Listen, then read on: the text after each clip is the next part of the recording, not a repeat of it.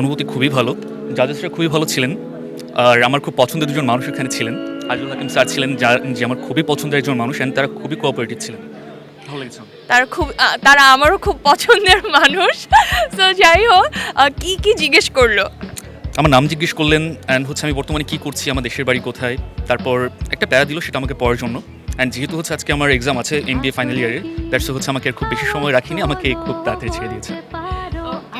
So এই অডিশনের জন্য অনেক বেস্ট অফ লাক, প্লাস হচ্ছে আপনার এক্সামের জন্য অনেক অনেক অনেক শুভকামনা। Thank you.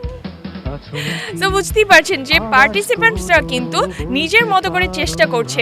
ইভেন তাদের এক্সাম থাকুক অথবা অন্য কোনো শহর থেকে আসা লোক, তারা কিন্তু অন্য শহর থেকে এক্সাম ছেড়ে নিজেদের মতো করে চলে এসেছে এখানে অডিশন রাউন্ডে পার্টিসিপেট করার জন্য। সো ইয়েস, ফাইনালি কি হয়, সেকেন্ড ধাপে কারা কারা যাবে, এটা জানার জন্য আপনাকে যেটা করতে হবে, পুরোটা সময় জুড়ে আমাদের সাথে থাকতে হবে, চোখ রাখতে হবে দীপ্ত ডিজিটালে। স্বপ্ন দেখার দিন এসেছে, স্বপ্ন দেখা